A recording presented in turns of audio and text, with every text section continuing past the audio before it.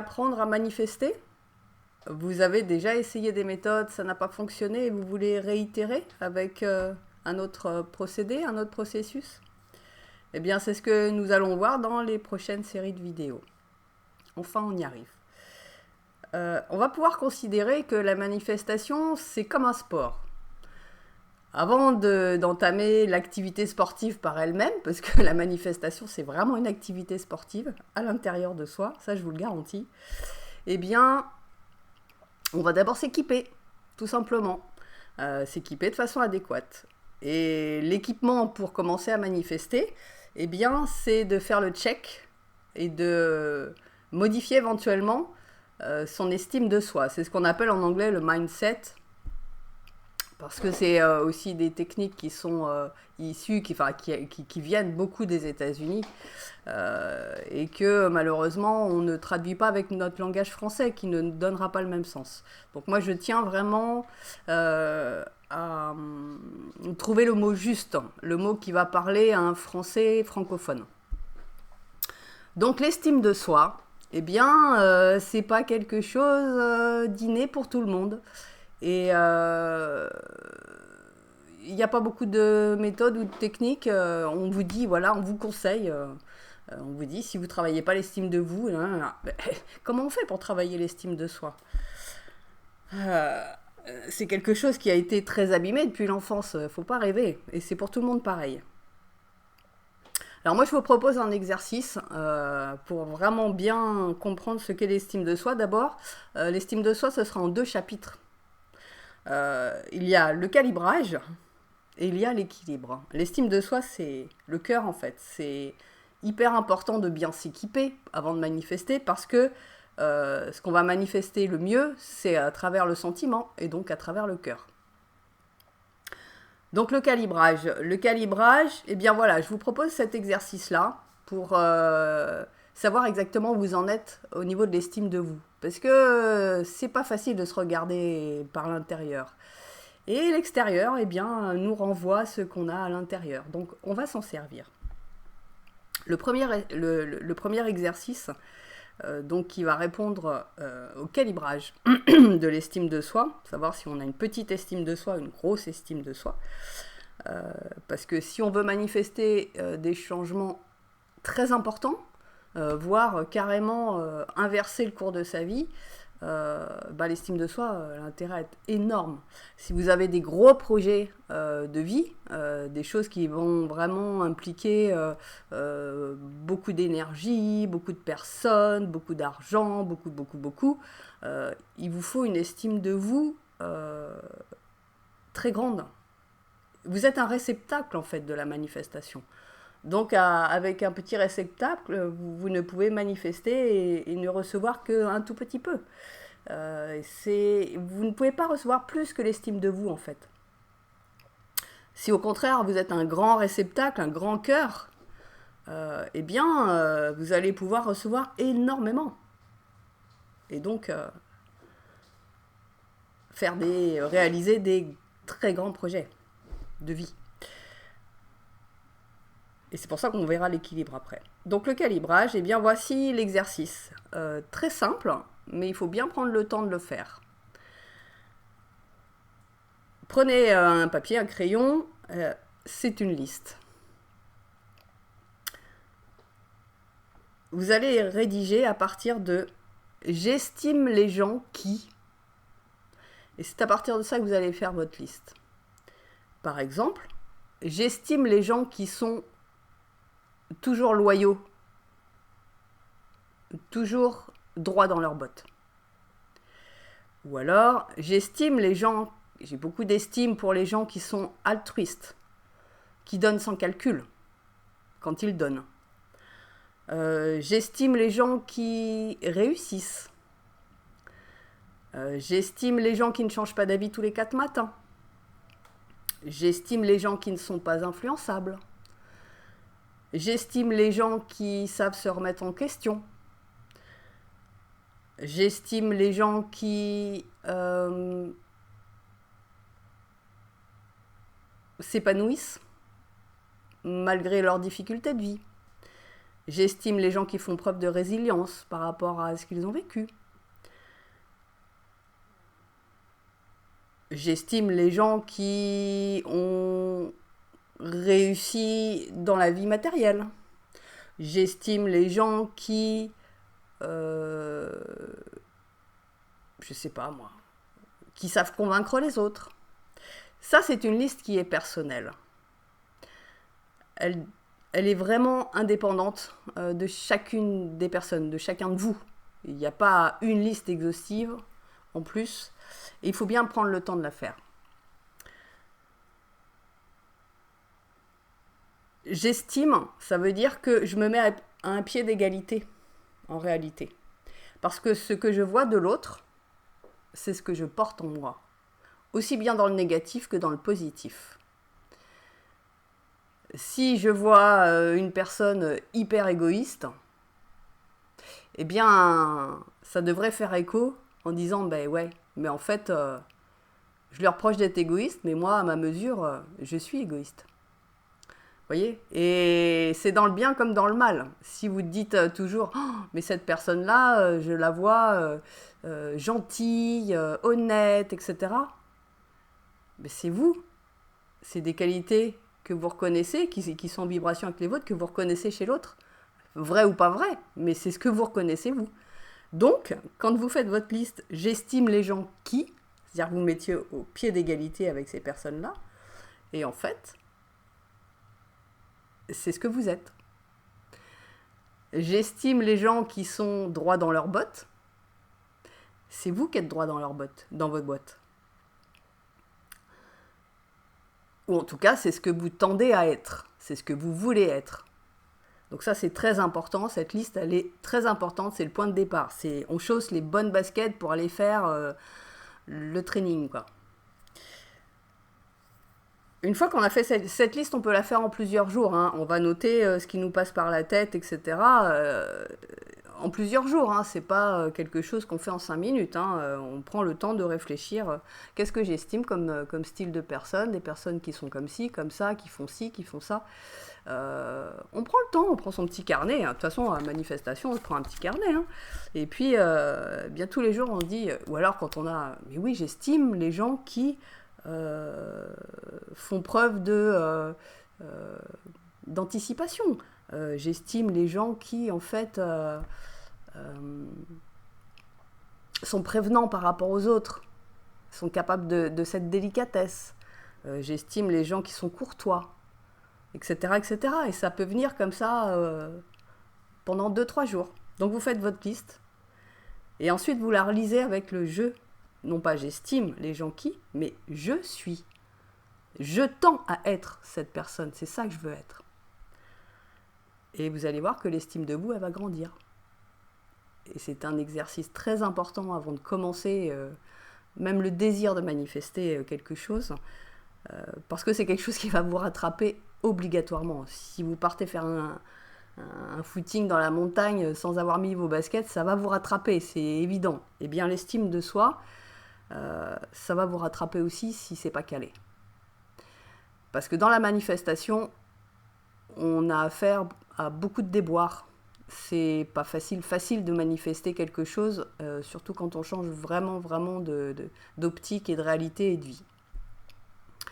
Donc il faut avoir une estime de soi solide, un narcissisme correct et solide.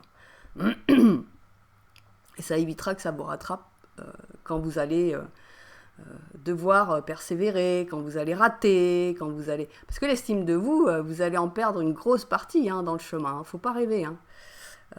Quand vous manifestez quelque chose avec tout votre cœur, tous vos exercices, tout ce que vous voulez, etc., et que vous obtenez le contraire, je vous garantis que l'estime de vous elle descend au 6e sous-sol. Hein. Donc gardez cette liste précieusement, et à chaque fois que vous avez un petit down, vous relisez, j'estime les gens qui... Là, je suis cette personne qui. Je suis cette personne qui. Et ancrer ces valeurs à l'intérieur de vous, c'est votre estime de vous. Ensuite, deuxième petit exercice, toujours pour le calibrage.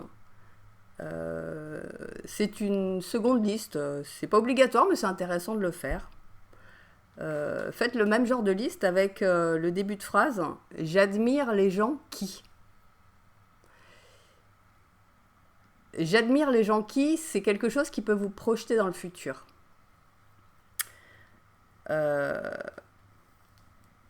J'admire les gens qui, vous n'êtes plus au pied d'égalité. C'est-à-dire que vous allez vous mettre en dessous pour regarder au-dessus. Ça m'émerveille, les gens qui font ça. Ah! Et ça va pouvoir commencer à constituer votre désir, le désir de ce que vous voulez devenir. Vous aurez le temps de changer entre-temps, parce que des fois, on a des surprises quand on admire certaines choses. Mais c'est intéressant de le faire justement pour pouvoir après l'équipement, pour pouvoir démarrer et puis commencer à s'échauffer. Ce sera le désir, la formulation du désir. Clair et précis et concis et exact, etc.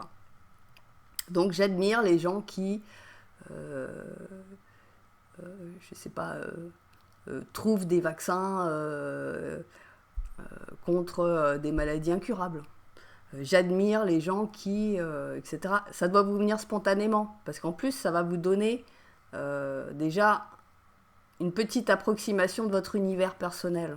Un univers que vous avez peut-être même jamais pu développer. Excusez-moi, j'ai une assistante un peu troublion, n'est-ce pas, qui n'arrête pas de me mordre pendant que je suis en train d'enregistrer ma vidéo, donc ça bouge un peu dans tous les sens. Alors donc voilà, j'admire les gens qui sont toujours impeccablement habillés, j'admire les gens qui... Et ça c'est très important aussi, d'avoir ce petit indicateur de départ pour dire voilà, vraiment un objectif, quelque chose que je n'estime pas être pour l'instant, mais vraiment qui m'émerveille, qui me fasse sentir petit, quoi.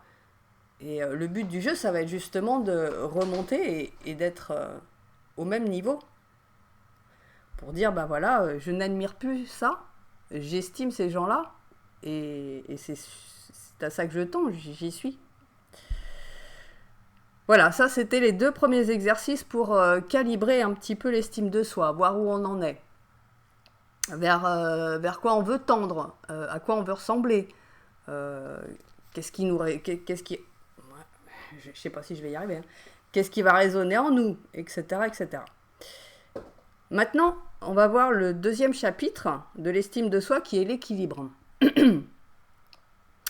Un cœur qui fonctionne en déséquilibre vous donne soit une personnalité narcissique, soit une personnalité à l'extrême inverse, égoïste. Donc on parle beaucoup des narcissiques qu'on oppose aux empathes. Moi, ce n'est pas les termes exacts pour moi. Le narcissisme, que le cœur soit petit ou gros, d'accord, c'est l'estime de soi qu'on retourne que vers l'intérieur de soi, que pour soi. Il n'y a pas d'équilibre. L'égoïsme, et pas l'égoïsme, l'égoïsme, c'est donc l'inverse. C'est une manière d'être qui fait que l'on ne va considérer que les besoins de l'autre. Et avant tout les besoins de l'autre, en se mettant en retrait. Donc là, c'est le cœur, grand ou petit, qui est tourné que sur l'extérieur et pas sur l'intérieur de soi. Or, un cœur en équilibre, c'est pas un cœur qui soit ou gros ou petit. À la limite, il vaut mieux avoir un petit cœur en équilibre qu'un gros cœur complètement déséquilibré pour être hyper narcissique ou hyper égoïste. Bon.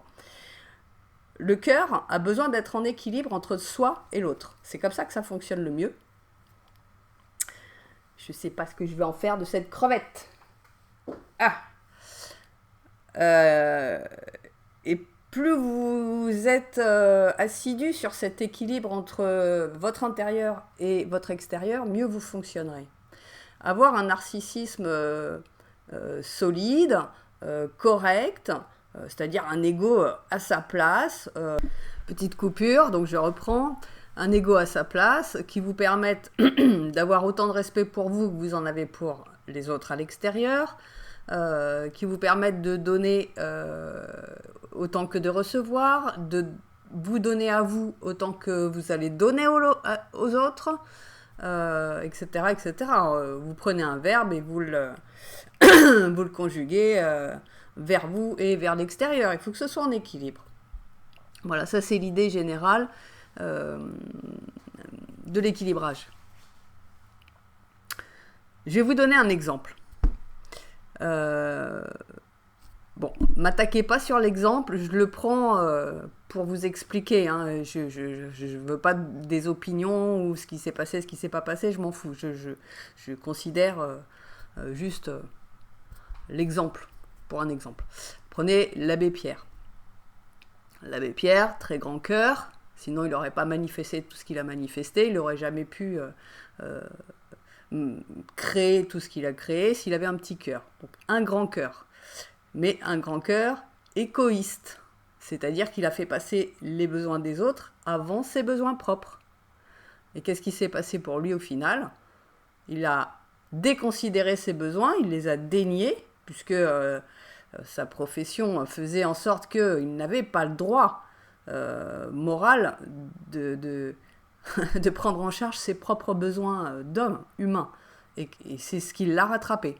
Donc voyez pourquoi c'est important de travailler d'abord sur l'estime de soi, de calibrer vraiment l'estime de soi, à quel point on l'a, et de l'équilibrer. C'est super important parce que ça vous rattrape après. Pendant les manifestations, ou même après pour profiter de votre manifestation, ça vous rattrapera. Comme ça a rattrapé l'abbé Pierre et comme ça en a rattrapé énormément. Il y a des gens qui avaient vraiment des qualités exceptionnelles, un cœur exceptionnel. Alors à l'inverse, on va prendre Jupiter Ier, vous voyez de qui je veux parler. Donc là, c'est par rapport à ce qui manifeste, c'est un grand cœur, c'est un gros calibre. Mais c'est que tourné vers l'intérieur, vers ses propres besoins, ses propres désirs. Il n'y a rien qui est tourné sur l'extérieur. Donc ça, c'est l'hyper narcissique. Vous voyez, l'abbé Pierre, ce serait l'hyper égoïste qui se fait rattraper. Et l'autre, c'est l'hyper narcissique qui va aussi se faire rattraper. Parce qu'il ne considère pas l'extérieur. Alors que l'abbé Pierre ne considérait pas son intérieur. Et voilà. Voilà comment on peut se planter. Donc... eh bien, ces deux petits exercices de liste, plus la considération que s'équiper, c'est définir son calibre, et c'est en fonction de son calibre que l'on va pouvoir expliciter un désir. C'est-à-dire que c'est pas grave si vous avez une petite estime de vous, c'est pas grave pour manifester. Seulement, on va le faire en fonction de ce calibrage, de cette estime. Si vous avez une petite estime de vous, n'allez pas demander 250 millions au loto. C'est pas la peine, ça marchera pas. Donc, commencez à demander, je sais pas moi, une voiture qui marche, voilà, déjà, vous avez petite estime, petite voiture, au moins une petite voiture qui marche, si ça correspond à votre calibre. Et puis petit à petit, vous allez pouvoir décaler, agrandir. Ou au contraire, si vous êtes hyper narcissique, ça peut arriver, hein, c'est tout un tas d'événements, de choses dans votre vie qui a fait que vous êtes parti sur cette défense. C'est une défense, l'hyper-narcissisme. Et c'est un déséquilibre en plus. Eh bien, vous allez pouvoir justement manifester en fonction de quelque chose de plus réaliste, de plus percutant pour vous-même. Voilà. Voilà, j'en ai terminé pour cette vidéo, pour aujourd'hui. Donc, bien, je vous invite à faire les exercices si ça vous intéresse. À repartir du bon pied si vous voulez réitérer la manifestation que vous n'avez pas réussi à faire comme vous vouliez. Et puis, on se donne rendez-vous à la prochaine vidéo si vous voulez poursuivre. Voilà, et d'ici là, bon exercice.